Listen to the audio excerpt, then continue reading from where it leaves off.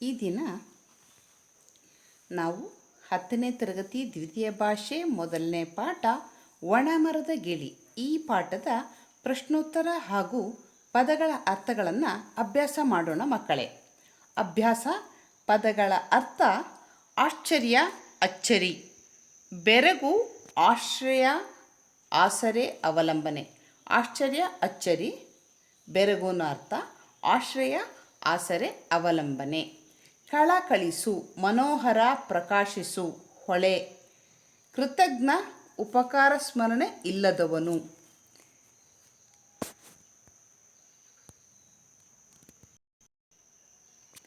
ಕಳಕಳಿಸು, ಮನೋಹರ, ಪ್ರಕಾಶಿಸು, ಹೊಳೆ ಅನ್ನೋ ಅರ್ಥ ಮಕ್ಕಳೇ. ಕೃತಜ್ಞ, ಉಪಕಾರ ಸ್ಮರಣೆ ಇಲ್ಲದವನು. ಗಳಿಗೆ, ಘಟಿಕ ಅಂದರೆ ಏನು ಮಕ್ಕಳೇ? 24 ನಿಮಿಷಗಳ ಕಾಲ. ತತ್ವನಿಷ್ಠೆ, ನಂಬಿದ ವಿಚಾರಗಳಿಗೆ ಬದ್ಧನಾಗಿರುವುದು, ಶ್ರದ್ಧೆ ತೋರುವುದು ಎನ್ನೋ ಅರ್ಥ. ದುರ್ಬರ, ಧರಿಸಲಾಗದುದು, ಹೊರಲಾಗದುದು. ದುರದೃಷ್ಟ, ಕೆಟ್ಟ ಅದೃಷ್ಟ. ನಂಜು, ವಿಷ. ಪರಹಿತಾಕಾಂಕ್ಷೆ, ಇನ್ನೊಬ್ಬರ ಒಳಿತನ್ನು ಬಯಸು. ಪೊಟರೆ, ಮರದೊಳಗಣ ಟೊಳ್ಳಾದ ಭಾಗ. ಬೀಗು, ಉಬ್ಬು, ಹಿಗ್ಗು. ಸಂತೋಷಪಡು ಎನ್ನೋ ಅರ್ಥ ಕೊಡುತ್ತೆ. ಭೋಗ, ಸುಖದ ಅನುಭವ. ಮುದ, ಹಿಗ್ಗು. ಆನಂದ, ಲೋಕವರ್ತನೆ, ಲೋಕದ ಜನರ ನಡವಳಿಕೆ. ವರ, ಕೊಡುಗೆ. ಸಂತೋಷ, ಸಂತಸ. ಸಮೃದ್ಧಿ, ಸಂಪತ್ತು, ಏಳಿಗೆ. ಸಿರಿ, ಶ್ರೀ. ಶ್ರೀ ಅಂದರೆ ಸಿರಿ, ಶ್ರೀ ಇಲ್ಲಿ ಸಂಪತ್ತು ಅನ್ನೋ ಅರ್ಥವನ್ನು ಕೊಡುತ್ತೆ ಮಕ್ಕಳೇ. ತತ್ಸಮ ತದ್ಭವವನ್ನು ಇಲ್ಲಿ ಗಮನಿಸ್ಬೋದು. ಮುಂದೆ ಬರುತ್ತೆ, ಆ ವಿಚಾರ ಸ್ಪಷ್ಟಪಡಿಸ್ಕೊಳ್ಳೋಣ. ಈಗ ಪ್ರಶ್ನೆಗಳನ್ನು, ಒಂದು ವಾಕ್ಯದ ಪ್ರಶ್ನೆಗಳನ್ನು ಗಮನಿಸೋಣ. ಕೆಳಗಿನ ಪ್ರಶ್ನೆಗಳಿಗೆ ಒಂದು ವಾಕ್ಯದಲ್ಲಿ ಉತ್ತರಿಸಿ. ಬೇಡನು ಪ್ರಾಣಿಗಳನ್ನು ಕೊಲ್ಲಲು ಮಾಡುತ್ತಿದ್ದ ಉಪಾಯವೇನು? ಬೇಡನು ವಿಷ ಸವರಿದ ಬಾಣಗಳನ್ನು ಬಳಸಿ ಪ್ರಾಣಿಗಳನ್ನು ಕೊಲ್ಲುತ್ತಿದ್ದ.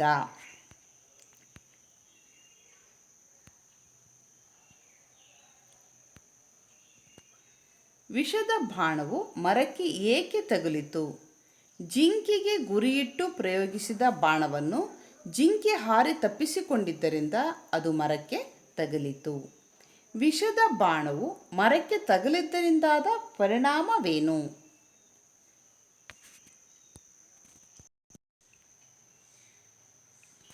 ವಿಷದ ಬಾಣವು ಮರಕ್ಕೆ ಏಕೆ ತಗುಲಿತು? ಸರಿಯಾಗಿ ಗಮನಿಸ್ತಿದ್ದಾರೆ ಮಕ್ಕಳೇ. ಜಿಂಕೆಗೆ ಗುರಿಯಿಟ್ಟು ಪ್ರಯೋಗಿಸಿದ ಬಾಣವು ಆಗ ಜಿಂಕೆ ಹಾರಿ ತಪ್ಪಿಸಿಕೊಂಡಿದ್ದರಿಂದ ಅದು ಮರಕ್ಕೆ ತಗುಲಿತು. ಮೂರನೇ ಪ್ರಶ್ನೆ ನೋಡೋಣ. ವಿಷದ ಬಾಣವು ಮರಕ್ಕೆ ತಗುಲಿದ್ದರಿಂದಾದ ಪರಿಣಾಮವೇನು? ಬಾಣದಲ್ಲಿದ್ದ ವಿಷದ ಪ್ರಭಾವದಿಂದ ಮರವು ಒಣಗಿತು. ಅದರ ಹಣ್ಣು, ಹೂವು, ಹಸಿರು ಎಲ್ಲವೂ ಕಾಣದಂತಾಯಿತು. ಆದ್ದರಿಂದ ಈ ಪರಿಣಾಮ ಆಯಿತು ಅನ್ನೋದನ್ನು ಬರಿಬೇಕು. ಏನಾಯಿತು? ವಿಷದ ಬಾಣ ಪ್ರಭಾವದಿಂದ ಮರಗೆ ಒಣಗಿ ಹೋಯಿತು ಮಕ್ಕಳೇ.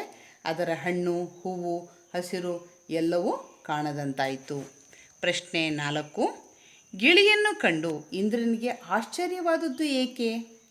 ಗಿಳಿಯು ವಾಸ ಮಾಡುತ್ತಿದ್ದ ಮರವು ಹಣ್ಣು, ಹೂವು, ಹಸಿರಿಲ್ಲದೆ ಒಣಗಿ ಹೋಗಿದ್ದರೂ ಗಿಳಿಯು ಬೇರೆ ಮರದತ್ತ ಹೋಗದೆ ಅಲ್ಲಿಯೇ ವಾಸ ಮಾಡುತ್ತಿರುವುದನ್ನು ನೋಡಿ ಇಂದ್ರನಿಗೆ ಆಶ್ಚರ್ಯವಾಯಿತು. ಗೊತ್ತಾಯ್ತಾ ಮಕ್ಕಳೇ? ಗಿಳಿಯನ್ನು ಕಂಡು ಇಂದ್ರನಿಗೆ ಆಶ್ಚರ್ಯ ಯಾಕಾಯಿತು ಅಂದರೆ ಗಿಳಿಯು ವಾಸ ಮಾಡುತ್ತಿದ್ದ ಮರವು ಹಣ್ಣು, ಹೂವು, ಹಸಿರಿಲ್ಲದೆ ಒಣಗಿ ಹೋಗಿತ್ತು. ಗಿಳಿಯು ಬೇರೆ ಮರದತ್ತ ಹೋಗದೆ, ಅಂದರೆ ಅಲ್ಲಿ ಬೇಕಾದಷ್ಟು ಮರ ಇದ್ದರೂ ಆ ಬೇರೆ ಮರದತ್ತ ಹೋಗದೆ ಅಲ್ಲಿಯೇ ವಾಸ ಮಾಡುವುದನ್ನು ಕಂಡು ಇಂದ್ರನಿಗೆ ಆಶ್ಚರ್ಯವಾಯಿತು. ಮುಂದಿನ ಪ್ರಶ್ನೆ. ಗಿಳಿಯ ಯಾವ ಗುಣವನ್ನು ಇಂದ್ರನು ಮೆಚ್ಚಿಕೊಂಡನು? ಗಿಳಿಯ ತತ್ವನಿಷ್ಠೆಯನ್ನು ಇಂದ್ರನು ಮೆಚ್ಚಿಕೊಂಡನು. ಇಷ್ಟೇ ಸಾಕು ಮಕ್ಕಳೇ. ಒಂದು ಪ್ರಶ್ನೆಗೆ ಒಂದು ವಾಕ್ಯದ ಉತ್ತರಕ್ಕೆ ಸಾಕು. ಗಿಳಿಯ ಯಾವ ಗುಣವನ್ನು ಇಂದ್ರನು ಮೆಚ್ಚಿಕೊಂಡನು? ಗಿಳಿಯ ತತ್ವನಿಷ್ಠೆಯನ್ನು ಇಂದ್ರನು ಮೆಚ್ಚಿಕೊಂಡನು. ಇಂದ್ರನು ತನಗಾದ ಸಂತೋಷವನ್ನು ಯಾವ ರೀತಿ ಪ್ರಕಟಿಸಿದನು? ಯಾವ ರೀತಿ ಪ್ರಕಟಣೆ ಮಾಡಿದ? ಇಂದ್ರ ಗಿಳಿಯ ವರ್ತನೆಯನ್ನು ನೋಡಿದ ಇಂದ್ರನಿಗೆ ಬಹಳ ಸಂತೋಷವಾಯಿತು. ಅದಕ್ಕೆ ಏನಾದರೂ ವರವನ್ನು ಕೊಡಬೇಕು ಎಂದು ತೀರ್ಮಾನಿಸಿದ. ಯಾವ ಥರ ಕೊಟ್ಟ? ವರ ಕೊಡುವುದರ ಮೂಲಕ ಇಂದ್ರ ತನ್ನ ಸಂತೋಷವನ್ನು ಪ್ರಕಟಣೆ ಮಾಡ್ದ ಅಂತ. ಅರ್ಥ ಆಯ್ತಾ ಮಕ್ಕಳೇ? 6ನೇ ಪ್ರಶ್ನೆ, ಇಂದ್ರನು ತನಗಾದ ಸಂತೋಷವನ್ನು ಯಾವ ರೀತಿ ಪ್ರಕಟಿಸಿದನೋ? ಗಿಳಿಯ ವರ್ತನೆಯನ್ನು ನೋಡಿದ ಇಂದ್ರನಿಗೆ ಬಹಳ ಸಂತೋಷವಾಯಿತು. ಅದಕ್ಕೆ ಏನಾದರೂ ವರವನ್ನು, ಇದು ಬಹಳ ಮುಖ್ಯ, ವರವನ್ನು ಕೊಡಬೇಕೆಂದು ತೀರ್ಮಾನಿಸಿದ. ಗಮನಿಸ್ತಾ ಇದ್ದೀರಾ ಮಕ್ಕಳೇ? ಸರಿ, ಮುಂದನೇ ಪ್ರಶ್ನೆಗೆ ಹೋಗೋಣ. 7ನೇ ಪ್ರಶ್ನೆ, ಪ್ರಾಣಿಗಳನ್ನು ಸುಲಭವಾಗಿ ಕೊಲ್ಲಲು ಬೇಡನ ಉಪಾಯವೇನಾಗಿತ್ತು? ಬೇಡನು ವಿಷ ಸವರಿದ ಬಾಣಗಳಿಂದ ಪ್ರಾಣಿಗಳಿಗೆ ಹೊಡೆಯುತ್ತಿದ್ದ. ಅವು ನಂಜೇರಿ ಸಾಯುತ್ತಿದ್ದವು. ಇಲ್ಲಿ ನಂಜು ಅಂದರೆ ವಿಷ ಅಂತ ಮಕ್ಕಳೇ. ಅರ್ಥ ಆಗ್ತಾ ಇದೆಯಾ? ಪ್ರಾಣಿಗಳನ್ನು ಸುಲಭವಾಗಿ ಕೊಲ್ಲಲು ಏನು ಮಾಡ್ತಾ ಇದ್ದ? ಪ್ರಾಣಿಗಳನ್ನು ಸುಲಭವಾಗಿ ಕೊಲ್ಲಲು ಬೇಡನ ಉಪಾಯವೇನಾಗಿತ್ತು ಅಂತ. ಬೇಡನು ವಿಷ ಸವರಿದ ಬಾಣಗಳಿಂದ ಹೊಡೆಯುತ್ತಿದ್ದ.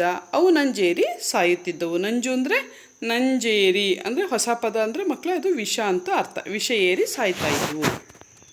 ಮುಂದಿನ ಪ್ರಶ್ನೆ, ಜಿಂಕೆಯು ಬೇಡನ ಬಾಣದ ಹೊಡೆತದಿಂದ ತಪ್ಪಿಸಿಕೊಂಡದ್ದು ಹೇಗೆ?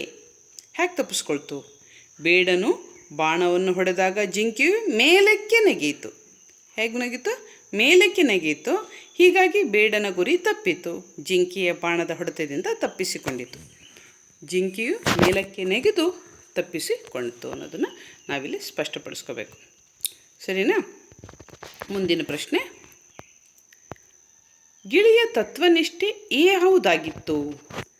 ಏನಾಗಿತ್ತು ಅಂತಂದರೆ, ಗಿಳಿಯ ತತ್ವನಿಷ್ಠೆ ಏನಾಗಿತ್ತು? ಅದಕ್ಕೋಸ್ಕರ ಇಂದ್ರ ತಾನೇ ಇವರನ್ನು ಮೆಚ್ಚಿದ್ದು. ಸುಖ ಸಂಪತ್ತು ಇರುವಾಗ ಜೊತೆಗಿದ್ದವರು ಕಷ್ಟ ಕಾಲದಲ್ಲೂ ಅವರ ಜೊತೆಗಿದ್ದು ಉಪಕಾರವನ್ನು ಸ್ಮರಿಸಬೇಕು.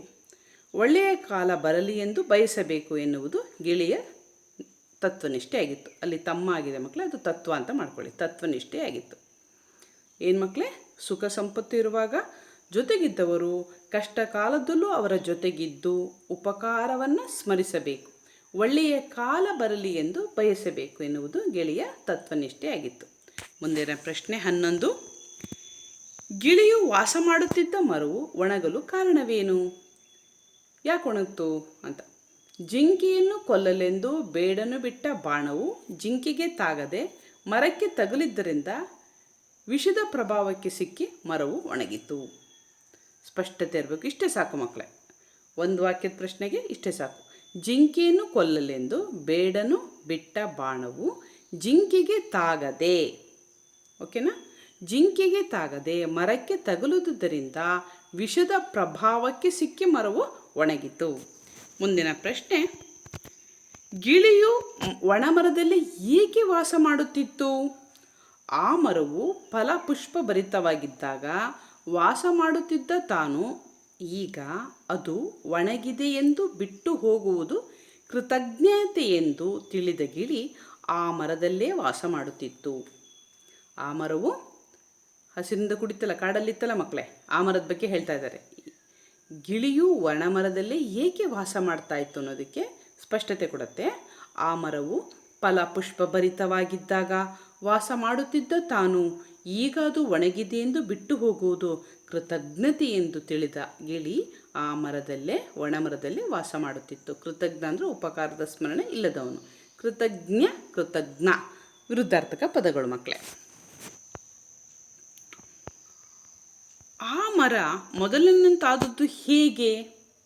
ಗಿಳಿಯ ಜನಸಾಮಾನ್ಯರ ನಡತೆಗೆ ವಿರುದ್ಧವಾದ ವರ್ತನೆಯನ್ನು ಮೆಚ್ಚಿದ ಇಂದ್ರನು ಗಿಳಿಯ ಅಪೇಕ್ಷೆಯಂತೆ ನೀಡಿದ ವರದಿಂದ ಮರವು ಮೊದಲಿನಂತಾಯಿತು.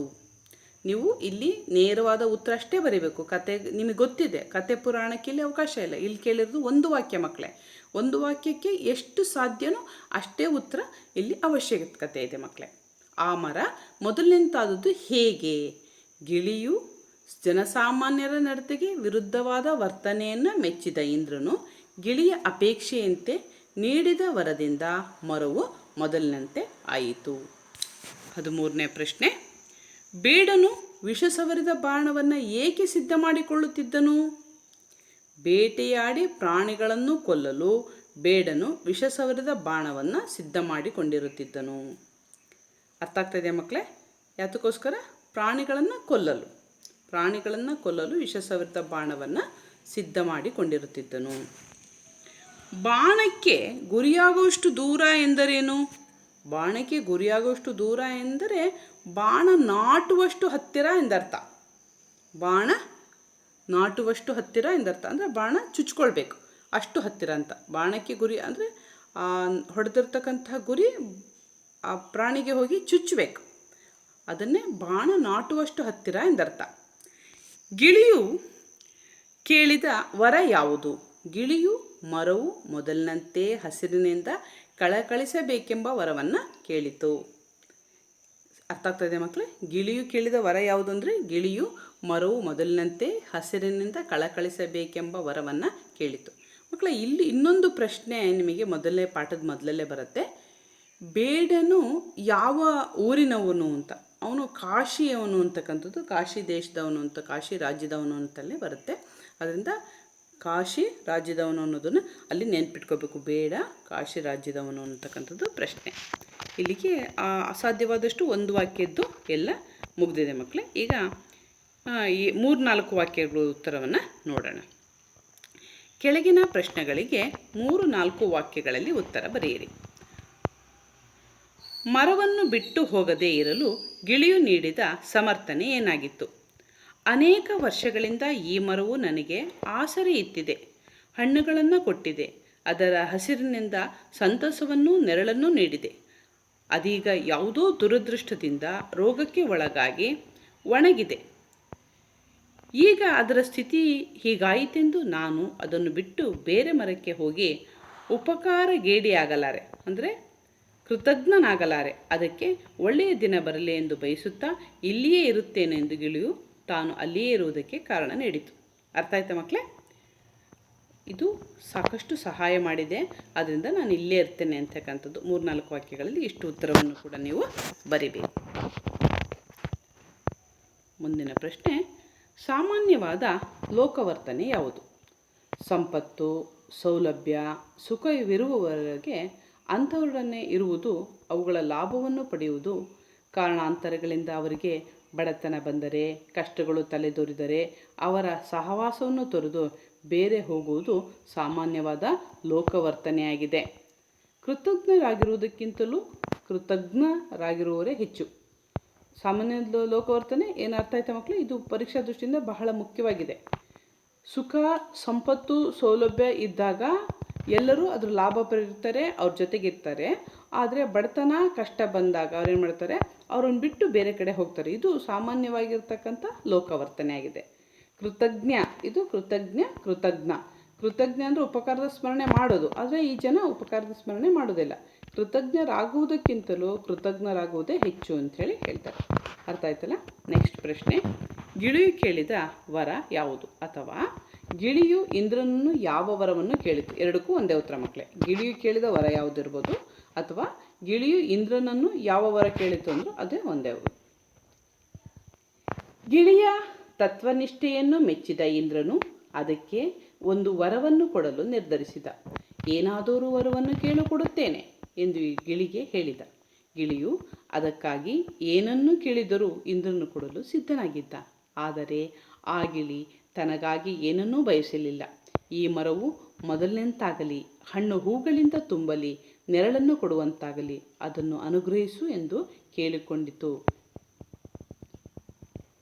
ನೆಕ್ಸ್ಟ್, ಇಂದ್ರನಿಗೆ ಸಂತೋಷವನ್ನುಂಟು ಮಾಡಿದ ಗಿಳಿಯ ನುಡಿಗಳಾವು? ಇಂದ್ರನಿಗೆ ಸಂತೋಷವನ್ನುಂಟು ಮಾಡಿದ ಗಿಳಿಯ ನುಡಿಗಳಾವು? ಇಂದ್ರನು ಗಿಳಿಯನ್ನು ಒಣಮರದಲ್ಲಿ ಏಕೆ ವಾಸ ಮಾಡುತ್ತಿದ್ದೀಯೇ ಎಂದು ಕೇಳಿದನು. ಆಗ ಗಿಳಿಯು, ಈ ಮರವು ನನಗೆ ಆಸರೆಯನ್ನು, ಹಣ್ಣುಗಳನ್ನು, ನೆರಳನ್ನು ನೀಡಿತ್ತು. ಈಗ ಅದಕ್ಕೆ ಈ ಸ್ಥಿತಿ ಒದಗಿದೆ. ಸುಖ ಸಂಪತ್ತುಗಳಿದ್ದಾಗ ಜೊತೆಗಿದ್ದವರು ಕಷ್ಟ ಕಾಲದಲ್ಲೂ ಜೊತೆಗಿರಬೇಕು, ಉಪಕಾರವನ್ನು ಸ್ಮರಿಸಬೇಕು, ಒಳ್ಳೆಯ ದಿನ ಬರಲೆಂದು ಹಾರೈಸಬೇಕು, ಕೃತಜ್ಞರಾಗಬಾರದು ಎಂದಿತು. ಅದರ ಈ ಮಾತುಗಳನ್ನು ಕೇಳಿದ ಇಂದ್ರನಿಗೆ ಸಂತೋಷವಾಯಿತು. ಗಿಳಿರಾಯನಿಗೆ ಏನಾದರೂ ವರವನ್ನು ಕೊಡಬೇಕೆಂದು ಇಂದ್ರನು ತೀರ್ಮಾನಿಸಿದುದೇಕೆ? ಗಿಳಿಯ ವರ್ತನೆ ಸಾಮಾನ್ಯ ಜನರಂತೆ ಇಲ್ಲ. ಇದು ಪರರ ಹಿತವನ್ನು ಬಯಸುತ್ತಿದೆ. ಮನುಷ್ಯರಿಗೂ ಮಾದರಿಯಾಗುವಂತೆ ಇದರ ನಡತೆ ಇದೆ. ಆದ್ದರಿಂದ ಈ ಗಿಳಿಗೆ ಏನಾದರೂ ವರವನ್ನು ಕೊಡಬೇಕೆಂದು ಇಂದ್ರನು ನಿರ್ಧರಿಸಿದನು. ಮಕ್ಕಳೇ, ಈಗ 8-10 ವಾಕ್ಯಗಳು. ಕೆಳಗಿನ ಪ್ರಶ್ನೆಗಳಿಗೆ 8-10 ವಾಕ್ಯಗಳಲ್ಲಿ ಉತ್ತರಿಸಿ. ಗಿಳಿಯ ಪರಹಿತಾಕಾಂಕ್ಷಿ ಎನಿಸಿಕೊಂಡದ್ದು ಹೇಗೆ ವಿವರಿಸಿ. ಗಿಳಿಯು ಬಹಳ ಕಾಲದಿಂದಲೂ ಒಂದು ಮರದ ಕೊಠರಿಯಲ್ಲೇ ವಾಸ ಮಾಡುತ್ತಿತ್ತು. ಆ ಮರವು ಹೂವು, ಹಣ್ಣು, ಹಸಿರಿನಿಂದ ತುಂಬಿ ನಳನಳಿಸುತ್ತಿತ್ತು. ಆದರೆ ಒಬ್ಬ ಬೇಡನು ಪ್ರಯೋಗಿಸಿದ ವಿಷ ಸವರಿದ ಬಾಣದಿಂದ ಜಿಂಕೆಗೆ ಬದಲಾಗಿ ಈ ಮರಕ್ಕೆ ನಾಟಿತು. ವಿಷದ ಪ್ರಭಾವದಿಂದ ಮರವು ಒಣಗಿತು. ಅದರ ಹಸಿರು, ಹಣ್ಣು, ಹೂವು ಯಾವುದೂ ಉಳಿಯಲಿಲ್ಲ. ಮರವು ಒಣಗಿದರೂ ಗಿಳಿಯು ತನ್ನ ವಾಸಸ್ಥಾನವನ್ನು ಬದಲಾಯಿಸಲಿಲ್ಲ. ಹಣ್ಣು, ಹೂವು, ಹಸಿರು ತುಂಬಿದ ಬೇರೆ ಮರವನ್ನು ಹುಡುಕಿಕೊಂಡು ಹೋಗಲಿಲ್ಲ. ಅದು ಆಹಾರವನ್ನು ಅರಿಸಿ ಬೇರೆ ಕಡೆಗೆ ಹೋಗಿ ವಾಸ ಮಾಡಲು ಒಣಮರದ ಪೊಟರಿಗೆ ಬರುತ್ತಿತ್ತು. ಅನೇಕ ವರ್ಷಗಳಿಂದ ಆಸರೆ, ಆಹಾರ, ನೆರಳನ್ನು, ನಲಿವನ್ನು ಈ ಮರವು ತನಗೆ ಕೊಟ್ಟಿದೆ. ಅದೀಗ ಒಣಗಿದೆ, ಕಷ್ಟಕಾಲ ಬಂದಿದೆ ಎಂದು ಬಿಟ್ಟು ಹೋದರೆ ಬೇರೆ ಕಡೆಗೆ ಹೋಗುವುದು ಕೃತಜ್ಞತೆಯನ್ನು ತೋರಿದಂತೆ. ಸುಖದ ಸಮಯದಲ್ಲಿ ಜೊತೆಗಿದ್ದವರು ಕಷ್ಟ ಕಾಲದಲ್ಲೂ ಜೊತೆಗಿರಬೇಕು, ಒಳ್ಳೆಯ ದಿನ ಬರಲಿ ಎಂದು ಬಯಸಬೇಕು ಎಂದು ನಿರ್ಧರಿಸಿದ ಗಿಳಿ ಹಾಗೆಯೇ ನಡೆದುಕೊಂಡಿತು. ಹೀಗೆ ಅದು ಪರಹಿತಾಕಾಂಕ್ಷಿ ಎನಿಸಿತು. ಅರ್ಥ ಆಯ್ತಾ ಮಕ್ಕಳೇ? ಈಗ 2ನೇ ಪ್ರಶ್ನೆ 10 ವಾಕ್ಯಗಳದ್ದು. ಗಿಳಿಯ ವರ್ತನೆಯಿಂದ ಮಾನವರಾದ ನಾವು ಕಲಿಯಬೇಕಾದ ಗುಣಗಳೇನು? ಫಲಪುಷ್ಪ ಹಸಿರುಗಳಿಂದ ತುಂಬಿದ್ದ ಮರದ ಪೊಟರೆಯಲ್ಲಿ ಗಿಳಿ ಬಹುಕಾಲದಿಂದ ವಾಸ ಮಾಡುತ್ತಿತ್ತು. ಬೇಡನ ವಿಷದ ಬಾಣ ತಾಗಿ ಆ ಮರವು ಒಣಗಿತು. ಹಣ್ಣು, ಹೂವು, ಹಸಿರು ಎಲ್ಲವೂ ಮಾಯವಾದವು. ಆಗ ಆ ಗಿಳಿಯು ಬೇರೊಂದು ಫಲಭರಿತ ಮರವನ್ನು ಹುಡುಕಿಕೊಂಡು ಹೋಗಬಹುದಾಗಿತ್ತು. ಆದರೆ ಅದು ಹಾಗೆ ಮಾಡಲಿಲ್ಲ. ಹಾಗೆ ಮಾಡುವುದು ಕೃತಜ್ಞರ ಲಕ್ಷಣವೆಂದು ಅದು ತಿಳಿಯಿತು. ಸುಖದ ಕಾಲದಲ್ಲಿ ಜೊತೆಗಿದ್ದವರು ಕಷ್ಟದ ಕಾಲದಲ್ಲೂ ಜೊತೆಗಿರಬೇಕು. ದೂರ ಸರಿಯಬಾರದು. ಕಷ್ಟ ಕಳೆದು ಸುಖ ಬರಲೆಂದು ಹಾರೈಸಬೇಕು ಎಂದು ಅದು ತಿಳಿದುಕೊಂಡಿತ್ತು. ಇಂದ್ರನು ಅದರ ನಡತೆಯನ್ನು ಮೆಚ್ಚಿ ವರವನ್ನು ಕೊಡಲು ಬಯಸಿದಾಗ ಅದು ತನಗಾಗಿ ಏನನ್ನೂ ಕೇಳಲಿಲ್ಲ. ಒಣಮರ ಚಿಗುರಲಿ, ಫಲಪುಷ್ಪ ಭರಿತವಾಗಿ ಮೊದಲಿನ ಸ್ಥಿತಿಯನ್ನು ತಲುಪುವಂತಾಗಲಿ ಎಂದು ಅಪೇಕ್ಷಿಸಿತು. ಮನುಷ್ಯನು ಕೂಡ ಉಪಕಾರವನ್ನು ಸ್ಮರಿಸಬೇಕು, ಕೃತಜ್ಞನಾಗಿರಬೇಕು, ಕೃತಜ್ಞನಾಗಬಾರದು. ಸುಖ ಸಂಪತ್ತುಗಳಿದ್ದಾಗ ಜೊತೆಗಿದ್ದು ನಕ್ಕು ನಲಿದು ಅವರಿಗೆ ಕಷ್ಟ ಬಡತನ ಬಂದಾಗ ದೂರ ಸರಿಯಬಾರದು. ಕೆಡುಕನ್ನು ಬಯಸಬಾರದು. ಕಷ್ಟ ಕಳೆಯಲಿ, ಒಳ್ಳೆಯ ದಿನಗಳು ಬರಲಿ ಎಂದು ಬಯಸಬೇಕು. ಸ್ವಾರ್ಥಿಯಾಗಬಾರದು, ಪರಮಾರ್ಥಿಯಾಗಬೇಕು. ತನಗೆ ಲಾಭ ದೊರೆಯುವ ಸಂದರ್ಭ ಒದಗಿದಾಗಲೂ ಅದನ್ನು ಪರರಿಗೆ, ಕಷ್ಟದಲ್ಲಿರುವವರಿಗೆ ಲಭಿಸುವಂತೆ ನೋಡಬೇಕು ಎನ್ನುವ ಗುಣಗಳನ್ನು ಗಿಳಿಯ ವರ್ತನೆಯಿಂದ ಮಾನವನು ಕಲಿಯಬೇಕಾಗಿದೆ. ಮುಂದಿನ ಪ್ರಶ್ನೆ ಸಂದರ್ಭದೊಂದಿಗೆ ವಿವರಿಸಿ. ಇಂಥ ಒಣಮರದಲ್ಲಿ ಏಕೆ ವಾಸ ಮಾಡುತ್ತಿದ್ದೀಯಾ? ರಾ ಮಿತ್ರ ಅವರು ಬರೆದಿರುವ ಒಣಮರದ ಗಿಳಿ ಪಾಠದಿಂದ ಈ ಪ್ರಶ್ನೆಯನ್ನು ಆರಿಸಿಕೊಳ್ಳಲಾಗಿದೆ. ದೇವೇಂದ್ರನು ಗಿಳಿಗೆ ಈ ಪ್ರಶ್ನೆಯನ್ನು ಕೇಳಿದ್ದಾನೆ. ಗಿಳಿಯು ಒಣಮರದ ಪೊಟರೆಯಲ್ಲೇ ವಾಸ ಮಾಡುತ್ತಿತ್ತು. ಸಾಮಾನ್ಯವಾಗಿ ಪಕ್ಷಿಗಳು ಮರ ಒಣಗಿ ಹಣ್ಣು ಹಂಪಲು ನೆರಳು ಸಿಗದೇ ಇರುವಾಗ ಅವು ಸಿಕ್ಕಂತಹ ಸ್ಥಳಕ್ಕೆ ವಸತಿಯನ್ನು ಬದಲಾಯಿಸುತ್ತವೆ. ಈ ಗಿಳಿಗೆ ಹಾಗೆ ಮಾಡದೆ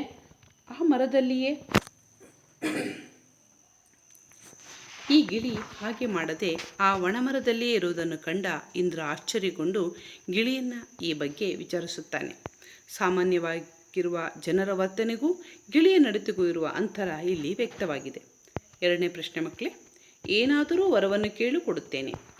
ರಾ ಮಿತ್ರರ ಒಣಮರದ ಗಿಳಿ ಪಾಠದಿಂದ ಈ ಹೇಳಿಕೆಯನ್ನು ಆಯ್ದುಕೊಳ್ಳಲಾಗಿದೆ. ಇಂದ್ರನು ಗಿಳಿಗೆ ಹೀಗೆ ಹೇಳಿದ್ದಾನೆ. ಸಾಮಾನ್ಯರ ವರ್ತನೆಗಿಂತ ಭಿನ್ನವಾದ ಗಿಳಿಯ ನಡತೆಯನ್ನು, ತತ್ವನಿಷ್ಠೆಯನ್ನು ಇಂದ್ರನು ಮೆಚ್ಚಿಕೊಂಡು ಪರರ ಹಿತವನ್ನೇ ಬಯಸುವ ಗಿಳಿಗೆ ಅದು ಕೇಳಿದ ವರವನ್ನು ಕೊಡಬೇಕೆಂದು ನಿರ್ಧರಿಸಿದ. ಏನಾದರೂ ವರವನ್ನು ಕೇಳು ಕೊಡುತ್ತೇನೆ ಎಂದು ಗಿಳಿಗೆ ಹೇಳಿದ. ಇಂದ್ರನ ಈ ಹೇಳಿಕೆಯಲ್ಲಿ ಗಿಳಿಯ ವಿಚಾರದಲ್ಲಿ ಅವನ ಮೆಚ್ಚುಗೆಯೊಂದಿಗೆ ಅದು ಏನು ಕೇಳಿದರೂ ಕೊಡುವ ಔದಾರ್ಯವು ತೋರಿದಂತಿದೆ. 3ನೇ ಪ್ರಶ್ನೆ ಮಕ್ಕಳೇ, ಅದರ ಈಗಿನ ಅವಸ್ಥೆಯನ್ನು ನಾನು ನೋಡಲಾರೆ. ರಾ ಮಿತ್ರರು ಬರೆದಿರುವ ಒಣಮರದ ಗಿಳಿ ಪಾಠದಿಂದ ಈ ವಾಕ್ಯವನ್ನು ಆರಿಸಲಾಗಿದೆ. ಇದು ಗಿಳಿಯು ಹೇಳುವ ಮಾತು. ಇಂದ್ರನು ಗಿಳಿಗೆ ಏನಾದರೂ ವರವನ್ನು ಕೇಳು ಕೊಡುತ್ತೇನೆ ಎಂದು ಹೇಳಿದಾಗ ಗಿಳಿಯು ತನಗಾಗಿ ಏನನ್ನೂ ಕೇಳಲಿಲ್ಲ. ಆ ಮರಕ್ಕೆ ಅದರ ಹಿಂದಿನ ಸ್ಥಿತಿ ಬರಲಿ, ಹೂವು ಹಣ್ಣು ಎಲೆಗಳಿಂದ ತುಂಬಿ ನಲಿಯುವಂತಾಗಲಿ ಎಂದು ಕೇಳಿಕೊಂಡಿತು. ಆಗಲೇ ಮೇಲಿನ ಮಾತನ್ನು ಅದು ಹೇಳಿತು. ಮರದ ಮೊದಲಿನ ಸ್ಥಿತಿಯನ್ನು ಕಂಡ ನನಗೆ ಈಗಿನ ಅದರ ಗತಿಯನ್ನು ನೋಡಲು ಸಾಧ್ಯವಾಗುತ್ತಿಲ್ಲ ಎಂಬ ಮಾತು ಅದರ ಅನುಕಂಪವನ್ನು ಸೂಚಿಸುತ್ತದೆ. ಹೆಚ್ಚುವರಿ ಪ್ರಶ್ನೆ ಕೇಳಬಹುದು. ಇದನ್ನು ನೋಡಿ ಮಕ್ಕಳೇ, ಮನುಷ್ಯನ ಬದುಕಿಗೆ ಈ ಸೂತ್ರ ಮಾದರಿಯಾಗಬಲ್ಲದು. ಆರ್ ಮಿತ್ರ ಅವರ ಒಣಮರದ ಗಿಳಿ ಪಾಠದಿಂದ ಈ ಹೇಳಿಕೆಯನ್ನು ಎತ್ತಿಕೊಳ್ಳಲಾಗಿದೆ. ಗಿಳಿಯು ಇಂದ್ರನಿಗೆ ತಾನು ಒಣಮರದಲ್ಲಿಯೇ ವಾಸುತ್ತಿರುವ ಕಾರಣವನ್ನು ಹೇಳುತ್ತದೆ. ಆಗ ಇಂದ್ರ ಈ ಸೂತ್ರ ಬದುಕಿಗೆ ಮಾದರಿಯಾಗಬಲ್ಲದು ಎಂದು ಯೋಚನೆ ಮಾಡುತ್ತಾನೆ. ಸುಖ ಸಂಪತ್ತಿನ ಕಾಲದಲ್ಲಿ ಜೊತೆಗಿದ್ದವರು ಕಷ್ಟ ಕಾಲದಲ್ಲೂ ಜೊತೆಗೇ ಇರಬೇಕು. ಉಪಕಾರವನ್ನು ಸ್ಮರಿಸಬೇಕು. ಅವರಿಗೆ ಒಳ್ಳೆಯ ದಿನಗಳು ಬರಲಿ ಎಂದು ಹಾರೈಸಬೇಕು ಎಂದು ಗಿಳಿಯು ನಿರ್ಧರಿಸಿ ಅದರಂತೆಯೇ ನಡೆದುಕೊಳ್ಳುತ್ತದೆ. ಅದರ ಈ ನಿಯಮ ಎಲ್ಲ ಮನುಷ್ಯರಿಗೂ ಅನುಸರಿಸಲು ಯೋಗ್ಯವಾದುದೆಂದು ಇಂದ್ರನು ಭಾವಿಸಿದ. ಪಶು ಪಕ್ಷಿಗಳ ವರ್ತನೆಯಿಂದಲೂ ಮನುಷ್ಯನು ಕಲಿಯುವುದು ಸಾಕಷ್ಟಿದೆ ಎಂಬ ಸಂದರ್ಭ ಇಲ್ಲಿ ತಿಳಿಯಬಹುದಾಗಿದೆ ಮಕ್ಕಳೇ. ಮೊದಲೆರಡು ಭಾಷಾಭ್ಯಾಸ ನೋಡೋಣ. ಮೊದಲೆರಡು ಪದಗಳಿಗೆ ಸಂಬಂಧಿಸಿದಂತೆ ಮೂರನೇ ಪದವನ್ನು ಬರೆಯಿರಿ. ಆಶ್ರಯ, ಆಸರೆ. ವರ್ಣ, ಬಣ್ಣ. ಉಪಕಾರ, ಅಪಕಾರ. ಅದೃಷ್ಟ, ದುರಾದೃಷ್ಟ. ಗುರಿಯಾಗು ಆಗಮ ಸಂಧಿ. ಪರಹಿತಾಕಾಂಕ್ಷಿ ಸವರ್ಣ ದೀರ್ಘ ಸಂಧಿ. ಜಿಂಕೆ ರೂಢನಾಮ. ಇಂದ್ರ ಅಂಕಿತ ನಾಮ. ಕೃತಜ್ಞತೆ ಉಪಕಾರ ಸ್ಮರಣೆ. ಕೃತಜ್ಞತೆ ಉಪಕಾರ ಸ್ಮರಣೆ ಇಲ್ಲದಿರುವುದು. ಇಲ್ಲಿ ಉತ್ತರ ಸರಿಯಾಗಿ ಕೊಟ್ಟಿದ್ದಾರೆ ನೋಡಿ ಮಕ್ಕಳೇ, ಗಮನಿಸಿದ್ರ? ಮೊದಲನೇದು ಬಣ್ಣ, ದುರದೃಷ್ಟ, ಸವರ್ಣ ದೀರ್ಘ ಸಂಧಿ, ಅಂಕಿತ ನಾಮ, ಉಪಕಾರ, ಮರೆಯುವಿಕೆ. ಕೆಳಗಿನ ಪದಗಳನ್ನು ಬಿಡಿಸಿ ಸಂಧಿಯನ್ನು ಹೆಸರಿಸಿ. ಬೆನ್ನಟ್ಟು ಬಾಣವನ್ನು ಕಾಶಿಯಲ್ಲಿ. ನೋಡಿ ಮಕ್ಕಳೇ, ಬೆನ್ನಟ್ಟು, ಬೆನ್ನು ಪ್ಲಸ್ ಅಟ್ಟು ಬೆನ್ನಟ್ಟು. ನೋಡಿ, ಬೆನ್ನು ಅನ್ನಲ್ಲಿ ನಗೆ ಹೂ ಇದೆ ಮಕ್ಕಳೇ, ಆ ಹೂ ಲೋಪ ಆಗಿದೆ. ಹೂ ಲೋಪ ಆಗಿ ಅಟ್ಟು ಸೇರಿದೆ. ಬೆನ್ನು ಅನ್ನಲ್ಲಿ ಹೂಕಾರ ಲೋಪ ಆಗಿರೋದ್ರಿಂದ ಲೋಪ ಸಂಧಿ. ಬಾಣ ಪ್ಲಸ್ ಅನ್ನು. ಬಾಣ ಮತ್ತು ಅನ್ನೋ ಪದ ಹಾಗೆ ಇದೆ, ಬದಲಾವಣೆ ಇಲ್ಲ. ಆದರೆ ಮಧ್ಯದಲ್ಲಿ ವಕಾರ ಬಂದಿದೆ, ಅದರಿಂದ ವಕಾರಾಗಮ ಸಂಧಿ ಅಥವಾ ಆಗಮ ಸಂಧಿ.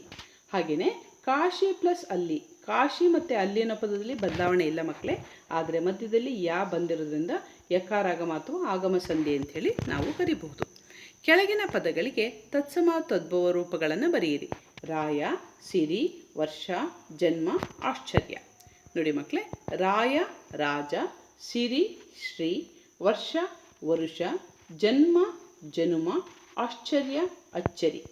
ಗಮನಿಸಿದ್ರ ಮಕ್ಕಳೇ? ರಾಯ ಕರೆಕ್ಟ್, ರಾಜ. ಸಿರಿ ಶ್ರೀ, ವರ್ಷ ವರುಷ, ಜನ್ಮ ಜನುಮ, ಆಶ್ಚರ್ಯ ಅಚ್ಚರಿ. ಓಕೆ, ಕೆಳಗಿನ ಪದಗಳಿಗೆ ವಿರುದ್ಧಾರ್ಥಕ ಪದಗಳನ್ನು ಬರೆಯಿರಿ. ರೋಗ, ಬಡತನ, ಕೃತಜ್ಞ, ಫಲ, ಪರಹಿತ. ನೋಡೋಣ ಮಕ್ಕಳೇ, ರೋಗ ನಿರೋಗ, ಬಡತನ ಸಿರಿತನ, ಕೃತಜ್ಞ ಕೃತಜ್ಞ, ಫಲ ವಿಫಲ, ಪರಹಿತ ಸ್ವಾಹಿತ. ಸರಿನಾ ಮಕ್ಕಳೇ? ಮುಂದೆ ಕೆಳಗಿನ ಪದಗಳನ್ನು ಸ್ವಂತ ವಾಕ್ಯದಲ್ಲಿ ಉಪಯೋಗಿಸಿ ಬರೆಯಿರಿ. ಉಪಕಾರ ಸ್ಮರಣೆ, ಪರಹಿತ, ಕೃತಜ್ಞ, ಸಮೃದ್ಧಿಯ, ಆಶ್ಚರ್ಯ. ಸಂಪಾದಿಸು. ಉಪಕಾರ ಸ್ಮರಣೆ. ಉಪಕಾರ ಸ್ಮರಣೆ ಇಲ್ಲದವರು ಹಿಂದಿನ ಕಾಲದಲ್ಲೂ ಇದ್ದರು, ಇಂದು ಇದ್ದಾರೆ ಅಲ್ವಾ? ಮುಂದೆ ಪರಹಿತ. ಪರಹಿತವನ್ನೇ ಬಯಸುವ ವೈದ್ಯರನ್ನು ಜನರು ಮೆಚ್ಚುತ್ತಾರೆ. ಹಾಗೆ ನಿಮಗೂ ಕೂಡ ಈ ವಾಕ್ಯವನ್ನು ನೀವು ಸ್ವತಃ ಮಾಡ್ಬೋದು ಮಕ್ಕಳೇ. ಕೃತಜ್ಞ, ಕೃತಜ್ಞ. ಗುರು ಹಿರಿಯರಿಗೆ ನಾವೆಲ್ಲರೂ ಕೃತಜ್ಞರಾಗಿರಬೇಕು. ಸಮೃದ್ಧಿ, ಸಮೃದ್ಧಿಯಿಂದ ಸಂತಸ ಸಮಾಧಾನಗಳು ಉಂಟಾಗುತ್ತದೆ. ಆಶ್ಚರ್ಯ, ಕೆಲವು ಮಕ್ಕಳು ತಮ್ಮ ನಡೆನುಡಿಗಳಿಂದ ಆಶ್ಚರ್ಯವನ್ನು ಉಂಟು ಮಾಡುತ್ತಾರೆ. ಸಂಪಾದಿಸು, ಹೇಗಾದರೂ ಹಣವನ್ನು ಸಂಪಾದಿಸಬೇಕೆಂಬುದೇ ಇಂದು ಹೆಚ್ಚಿನವರ ಗುರಿಯಾಗಿದೆ. ಮಾದರಿಯಂತೆ ಬರೆಯಿರಿ. ಗಾರ, ತನ, ಪ್ರತ್ಯಯಗಳಿರುವ 5 ಪದಗಳನ್ನು ಬರೆಯಿರಿ. ಮಾದರಿ ಮಕ್ಕಳೇ, ಬೇಟೆಗಾರ, ಬಡತನ, ಗಾರ. ಮಾತುಗಾರ, ಮಾಟಗಾರ, ಬಳೆಗಾರ, ಮೋಸಗಾರ. ಇದು ತದ್ದಿತಾಂತ ನಾಮಗಳು. ಇದು ನೆಕ್ಸ್ಟ್ ತದ್ದಿತಾಂತ ಭಾವನಾಮ. ಇದು ತದ್ದಿತಾಂತ ನಾಮ, ಇದು ತದ್ದಿತಾಂತ ಭಾವನಾಮ, ತದ್ದಿತಾಂತ ಅವ್ಯಯ. ತದ್ದಿತಾಂತ ಅಂದರೆ ಮಕ್ಕಳೇ, ತದ್ದಿತಾಂತಗಳು ಅಂತಂದರೆ ತತ್ ಪ್ರತ್ಯಯಗಳನ್ನು ಅಂತ್ಯವಾಗಿ ಉಳ್ಳದ್ದು ಅಂಥೇಳಿ. ಅದು ನಾಮಪದಗಳ ಮೇಲೆ ಹತ್ತುಕೊಳ್ತಕ್ಕಂಥ ಪರ. ಕಾರ, ಗಾರ, ಈಗ, ಒಳ, ವಡಿಗ ಅನ್ನೋ ಪದಗಳು ಬರುತ್ತೆ. ಇಲ್ಲಿ ನೀವು ಇಷ್ಟು ತಿಳಿದ್ರೆ ಸಾಕು. ಮಾತುಗಾರ, ಛಲಗಾರ, ಮಾಟಗಾರ, ಬಳೆಗಾರ, ಮೋಸಗಾರ. ತದ್ದಿತಾಂತ ನಾಮ. ಇದು ತದ್ದಿತಾಂತ. ಇಲ್ಲಿ ನಾವು ಗಮನಿಸಬೇಕು, ತದ್ದಿತಾಂತ ಭಾವನಾ, ಮನೆತನ, ಸಿರಿತನ, ದೊಡ್ಡತನ, ಸಣ್ಣತನ, ಜಾಣತನ, ಅಲ್ಲ ಮಕ್ಕಳೇ, ಹಿರಿತನ, ಇವೆಲ್ಲವೂ ಕೂಡ ಈ ಪಾಠದಲ್ಲಿ ತನ ಪ್ರತ್ಯಯಕ್ಕೆ ಸೇರಿರ್ತಕ್ಕಂಥ ಪದಗಳು. ಇದು ನೀವು ಸ್ಪಷ್ಟವಾಗಿ ಅರ್ಥ ಆಗಿದೆ ಅಂತೇಳಿ ನಾನು ಭಾವಿಸ್ತೇನೆ. ಧನ್ಯವಾದಗಳು.